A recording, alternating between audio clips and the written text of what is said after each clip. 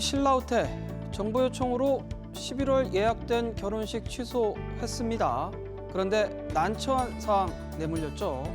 결혼식까지 2달째 남지 않은 상황에서 예식 일정 취소되자 예비 신혼부부들 당혹감 감추지 못했는데요. 계약서에 언제라도 취소할 수 있다는 내용이 포함됐다고는 하지만 이미 청첩장 불린 상황이고 새로운 예식장 찾기도 시간이 촉박할 수밖에 없죠. 국가 행사라지만 이렇게 일방 취소는 너무한가 아니냐라는 여론에 신라호텔 직면했는데 고객 원하는 날짜로 예식 옮기면 수억 대에 달하는 예식비 전액 지원키로 하면서 수습이 되는 듯합니다. 관심사는 예약된 결혼식까지 취소할 정도의 국가 행사가 뭐냐는 겁니다. 현재로선 경주 에이펙 정상회의에 참석하는 도널드 트럼프 미국 대통령과 시진핑 중국 국가주석 관련 행사란 게 유력합니다. 법석을 이만큼 떤 만큼 의미 있는 만남 성사됐으면 하는 바람입니다. 금융노조 주 4.5일제 도입을 요구하며 총파업 예고했습니다. 2002년 주 5일제 근무 노사가 합의로 처음 도입한 후 2004년 아예 법으로 정하면서 전국으로 확산된 바 있죠. 이런 자신감 때문일까요? 이번에도 주 4.5일제 관철시켜 마중물 역할을 하겠다고 하는 건데요. 찬반 투표에서 찬성률이 95%에 달했다고 합니다. 그런데 막상 여론은 곱지 않습니다. 억대 연봉으로 통하는 금융권 고임금 노동자들이 너무 많은 걸 바란다는 국민적 감정이 있고요. 또 주 4.5일제 도입될 경우 은행 대면 영업시간이 줄면서 소비자 피해가 커질 수 있다는 우려도 있습니다. 주 4.5일제, 노사가 머리를 맞대고 논의할 사안이지 총파업, 실력 행사로 윽박지를 사안은 아닌 듯 싶습니다. 대웅제약, 식약처 겨냥에 이례적으로 강한 유감을 표해 주목을 끌고 있습니다. 식약처, 대웅제약이 만드는 건강기능식품을 먹은 2사람이 급성 간염 걸렸다며 제품 회수를 결정했는데요. 식약처 조치에 대웅제약도 부랴부랴 제품 뺐습니다. 그런데 양쪽에서 실시한 완제품 품질 검사에서 모두 적합 판정받으면서 상황이 묘해졌습니다. 제품 자체 결함 없었다는 거죠. 특히 이상 사례 발생한 2명 모두 음주 상태에서 이 제품 복용했고 이 경우 간 손상 위험이 높다고 대웅제약이 밝히면서 식약처를 향한 곱지 않은 시선 쏟아냈습니다. 식약처, 음주 여부를 떠나 이 약 복용 후 문제가 됐기 때문에 회수 결정한 것이라며 조치에 문제 없다는 입장인데요. 원료인 가르시아 캄포지아 추출물 무려 1,600개 건기식에 쓰이고 있는데 이 원료 자체가 문제가 아닌지 의문 커지고 있습니다. 하루빨리 조치가 뒤따라야 할 듯 싶습니다. TV 부문 한정에 희망퇴직받던 LG전자 전 사업부로 확대하면서 사람 줄이기에 나섰습니다. 50세 이상 부장급 이하 직원 저성과자 대상인데 희망퇴직 실시한 지 2년 만입니다. 이유는 명쾌합니다. 중국 업체 저가공사에 미국 관세 포탄, 경기 침체, 한마디로 장사가 시원치 않다는 거죠. LG전자 올 영업이익 2조 7천억 채 안 될 것으로 보이는데 작년보다 많이 줄어든 겁니다. 2자릿수 넘던 영업이익률 3%대 지키기도 버겁다는 분석입니다. LG전자 비용 줄여 체질 개선하면서 미래사업 대비해가겠다는 구상인데 이러다 TV 전자산업 지형이 바뀌는 건 아닌지 모르겠습니다. 뉴스톱 보기 이 시간에는 롯데카드 해킹 사태, 보상을 둘러싼 소비자 불만을 금융위부 오소영 기자와 이야기 나눠보겠습니다.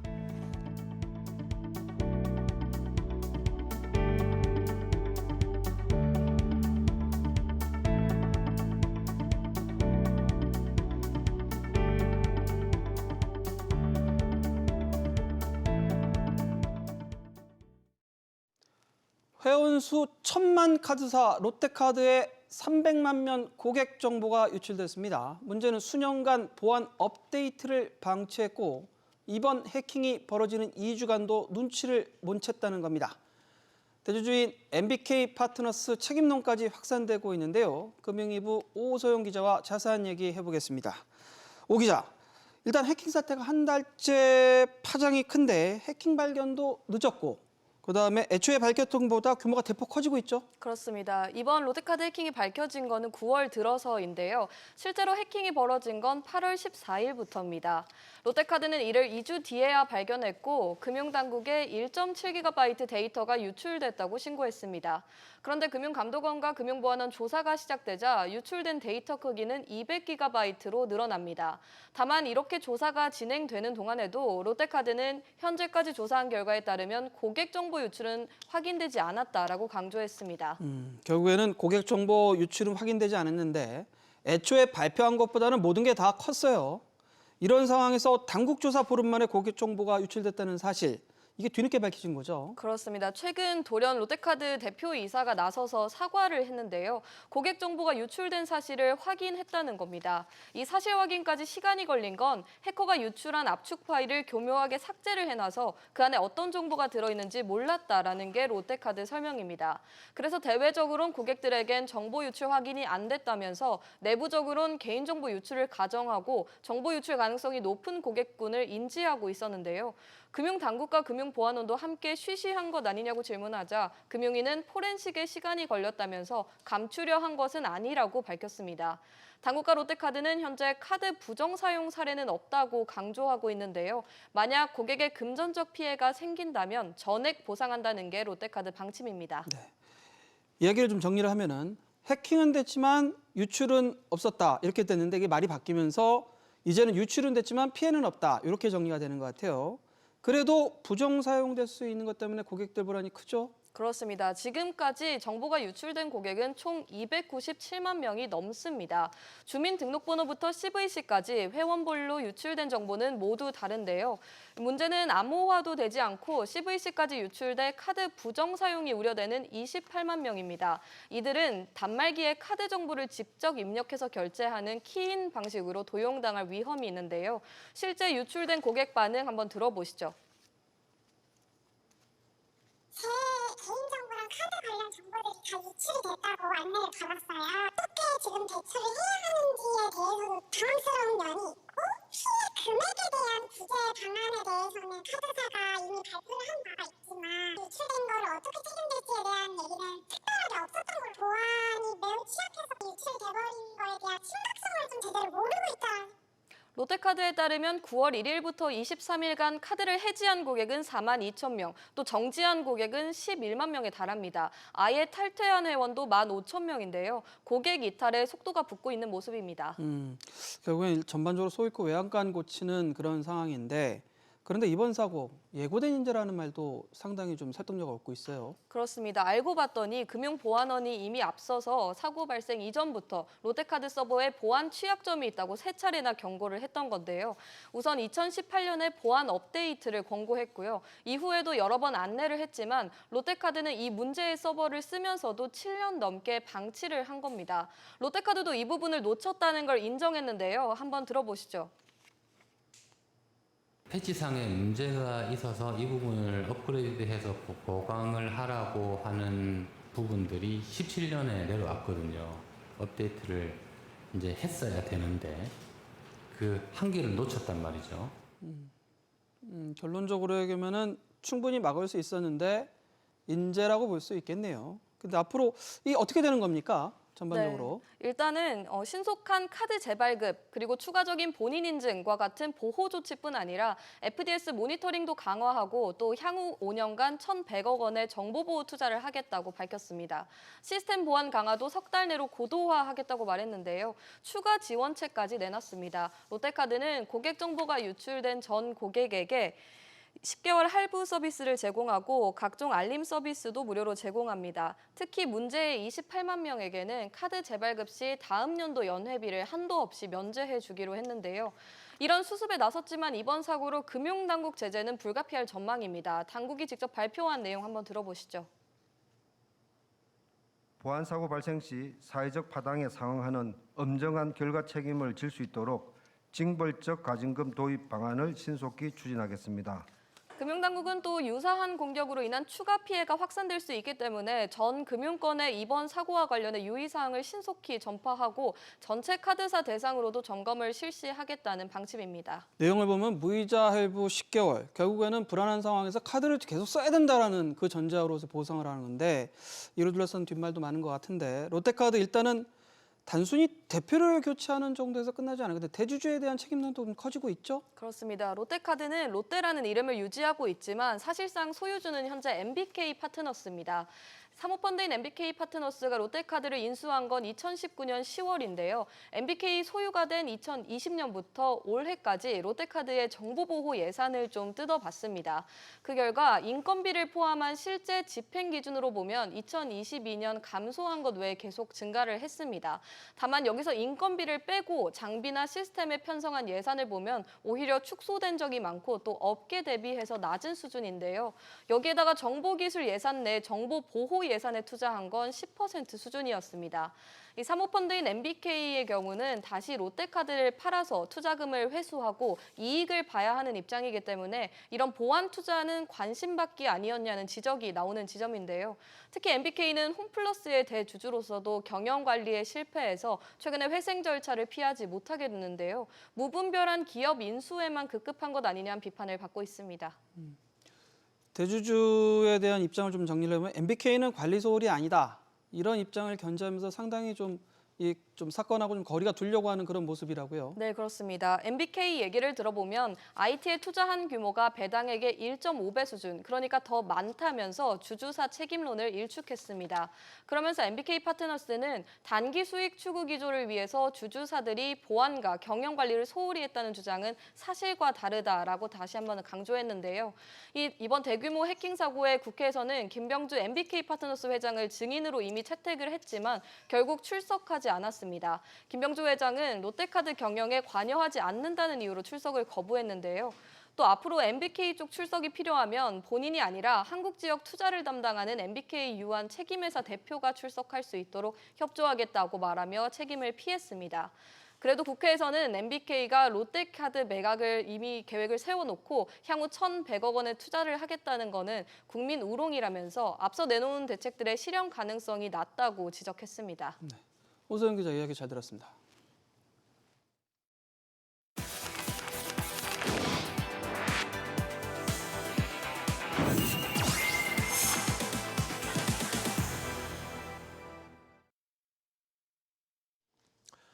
네, 이번 주 많이 본 경제 기사들 살펴보는 시간입니다. 시민들의 발인 서울 마을버스 조합이 환승제도 탈퇴를 선언하는가 하면 국민 메신저 카카오톡의 대대적인 개편이 이용자들의 큰 반발을 낳고 있습니다.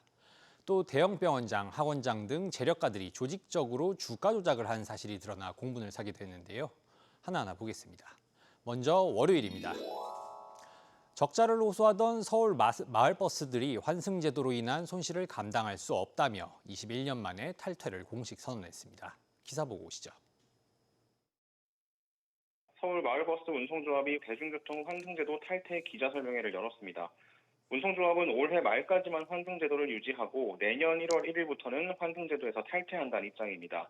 서울 마을버스는 지난 2004년 7월 1일 서울시가 대중교통 환승제도를 시행할 때부터 제도에 참여해 왔는데 탈퇴를 공식적으로 선언한 건 약 21년 만에 처음 있는 일입니다.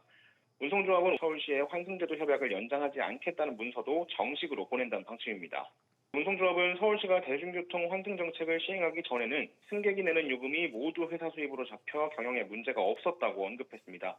그러나 환승제도 편입 이후 승객이 다른 대중교통으로 환승할 경우 기본 요금 1,200원의 절반인 600원밖에 수입으로 정산받지 못하고 있다고 주장했습니다. 이렇게 발생한 손실 금액이 매년 1,000억 원인데 정작 서울시에서 보전해주는 건 400억 원에 불과하다고 밝혔습니다.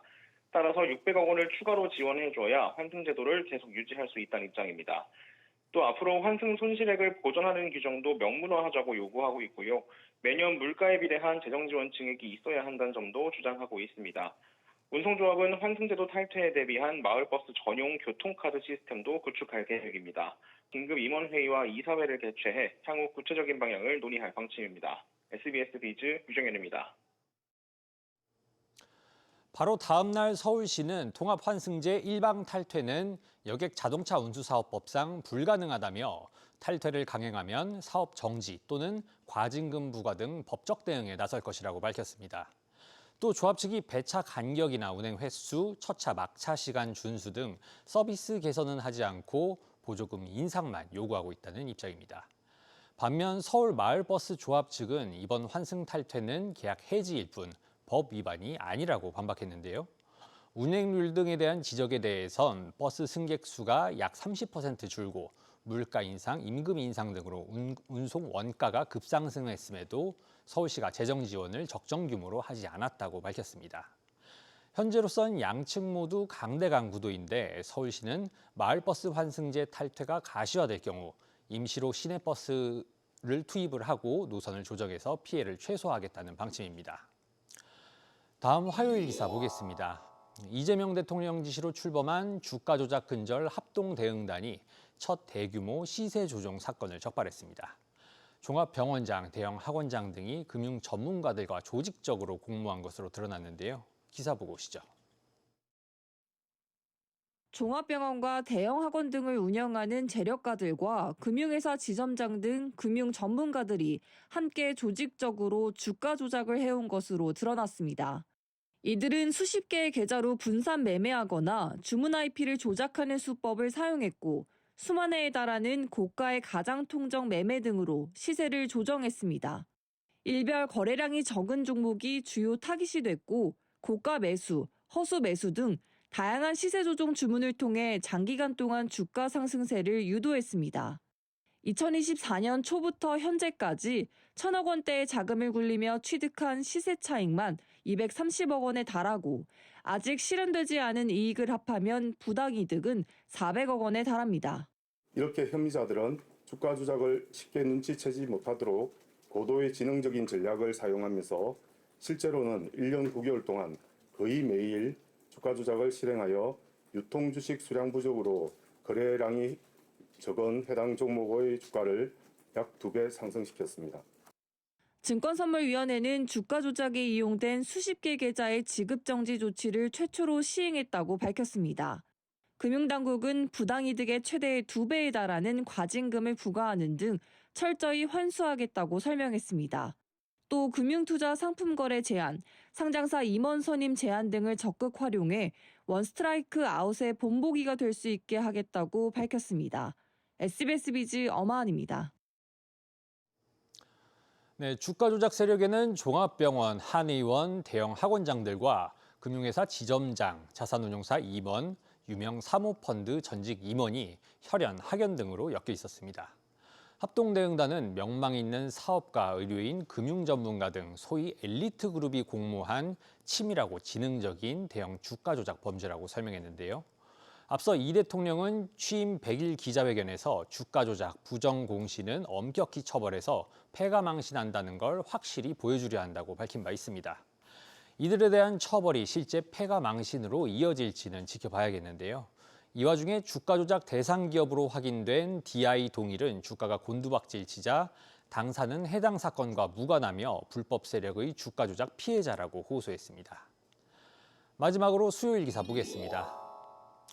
출시 15년 만에 대대적으로 개편한 국민 메신저 카카오톡을 두고 불만이 속출하고 있습니다. 인스타그램 같은 SNS처럼 화면을 바꾸면서 이용자들이 피로감을 호소하고 있는데요. 기사 보고 오시죠. 카카오톡 친구 탭에서 바뀐 프로필이 실시간으로 타임라인에 뜨는가 하면 몇 번 스크롤하자 대형 광고가 화면 가득 찹니다. 프로필에 들어가면 인스타그램처럼 그간 올렸던 사진들이 뜹니다. 기존 오픈 채팅 탭은 지금 탭으로 바뀌었는데 누르기만 하면 알고리즘이 추천한 쇼폼이 곧바로 재생됩니다. 카카오톡이 15년 만에 대대적으로 개편했지만 되려 피로감을 높였다는 목소리가 나옵니다. 거래처 등 업무상 연락처만 가지고 있던 사람들의 프로필마저 강제로 띄워진다는 이유에서입니다. 여기에 쇼폼까지 더해지면서 메신저 앱이 지나치게 무거워졌다는 평가입니다. 이에 이용자들 사이에선 업데이트하면 안 된다는 말이 도는가 하면 자동 업데이트를 막는 방법이나 이전 버전으로 돌리는 설치 파일 등이 공유되기도 합니다. 카카오톡이 이렇게 바뀐다고 해서 인스타그램 쓰는 젊은 애들이 이쪽으로 이동하지는 않을 것 같거든요. 소비자의 니즈나 이런 걸 조금 더 들어보고 그걸 토대로 해서 변경을 했으면. 이렇듯 부정적 평가가 압도하면서 긍정적인 요소까지 잠식하고 있습니다. 챗GPT나 카나나 등 AI 도입이나 보이스톡 개편, 24시간 메시지 수정 등 이용자 친화적인 개선점이 좀처럼 부각되지 않고 있는 겁니다. 이번 개편 이후에도 카카오팀은 사용자의 목소리에 귀를 기울이며 모든 가능성의 시작인 카카오톡을 끊임없이 진화시켜 나갈 예정입니다. 카카오는 이용자 피드백을 토대로 서비스 개선을 지속할 방침입니다. SBS 비즈 김동필입니다. 네, 이미 직장인 익명 커뮤니티에선 카카오 직원이 이번 개편은 윗선 짓이라며 실무자들을 탓하지 말아달라고 해명하는 게시글까지 공유되고 있습니다. 사실 카카오톡의 이번 개편안에서 핵심 중 하나는 앞서 보셨듯 챗GPT 등 AI 기능 도입이지만 정작 이는 다음 달부터 도입됩니다. 그런데 이에 앞서서 유저 인터페이스, UI 개편에 대한 거부감이 압도적인 상황인데요. 다만 증권가에선 이에 따른 광고 매출 증대 효과 등을 기대하고 있고 카카오톡이 국내에서 독점적 위치라는 점을 감안하면 이대로 밀고 나갈 가능성도 있습니다. 다만 국민 메신저라는 무게가 있는 만큼 여론을 완전히 무시하기도 쉽지 않은데요. 앞으로 어떤 행보를 택할지는 더 지켜봐야 할 것 같습니다. 지금까지 이번 주 많이 본 기사들 살펴봤습니다.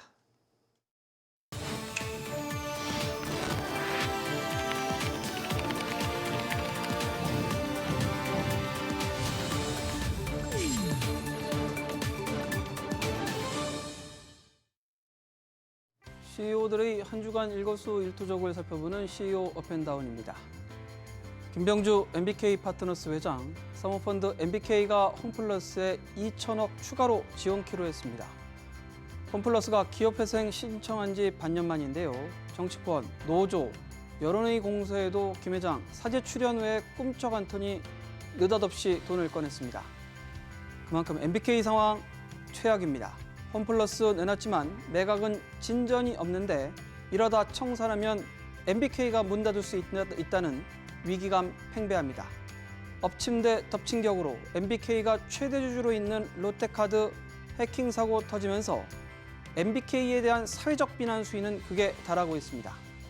결국 2천억 증여는 비난 여론 무마하고 정부의 도움을 청하는 신호라는 게 업계 해석입니다.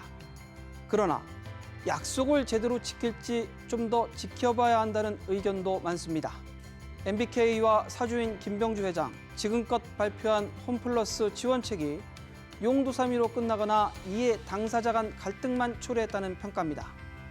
앞서 3천억 지원도 김 회장이 내놓은 400억 빼고 대부분이 대출 보증이라 실효성 없다는 지적 많습니다. 전액 변제하겠다는 유동화증권도 변제 방법, 시기 나오지 않아 비난 여론이 거셉니다. 현금이 아닌 대출로 하거나 금액을 낮출 수 있다는 우려 괜한 게 아닙니다.